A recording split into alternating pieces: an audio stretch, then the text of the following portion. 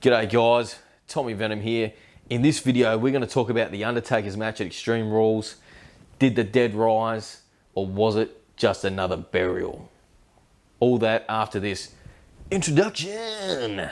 Yeah.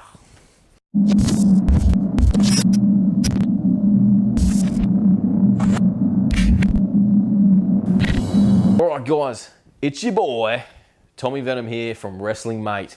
All things wrestling, your number one stop shop for news, rumors, reviews, and opinions from a former wrestler himself. Alright, Undertaker Roman Reigns versus Drew McIntyre and Shane McMahon. I'm going to have to eat some humble pie. You got some pie? Is it humble? I'm going to eat that because I need to. I rubbished The Undertaker at the last show he did with Goldberg. And let's be honest, it was a stinker. However, he definitely came back with a vengeance. That was the best performance I have seen out of the Deadman for years. Now, there's a few things you can take out of this match. The first one was, it was on first. The Undertaker hasn't opened a show in about 10 years. So, in my opinion, that kind of, it relieves the pressure a bit, because if you have a stinker, you can only go up from there. And also, if you do have a stinker, the main event's normally the last thing that everyone remembers. However, this match was so bloody good. It was my Rip Snorter match of the night. That's right, guys. Rip Snorter. Get used to it. It's a word that we use down here. It was my Rip Snorter match of the night, guys. And talk about throwing it back to old school. Undertaker just tore the roof off that place, man. Undertaker stunk it up at Crown Jewel with Goldberg, right? Stunk it up. He went to Vince and said, hey, I can't rest on that. I can't have X amount of months off knowing that that was my last performance. I've got a reputation to uphold. And I need to prove to you, myself, that I can still go. You just need to give me the platform. And obviously, Vince said, no worries, this is what we've got for you. And he made it work, man. He really made it work, because at first I thought, man, I don't care about this story. Like, I don't care. Why is The Undertaker coming back to help Roman? I don't care, mate. However, watching the match, I became invested.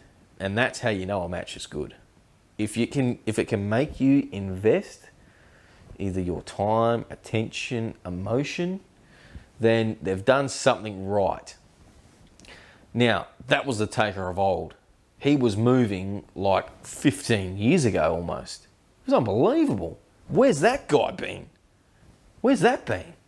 What also came out of this match, guys, was, and half the reason for it, was Taker wants to work. He's got a handful of guys he wants to work with, right?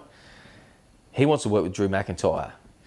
And this match was also, as much as it was to prove to Undertaker himself that he can still go, and to Vince, it was also a bit of a rub towards McIntyre to say, can we work with this guy? Has he got what it takes? And drum roll please, guys. It was a flaming success. Undertaker was more than happy with how Drew performed, happy with all the spots, happy with how it went over, and why wouldn't he be? It was fantastic. So I'm loving it, guys. Now, another thing I want to touch on just quickly on this match, guys, I don't want to be too long on this, is there was a scene in this match that was absolutely shot to perfection. The cameraman and the production crew and everyone involved, hats off, guys. That was great. If you didn't see the match, guys, Undertaker was ready. He was, setting up for the tombstone on Shane.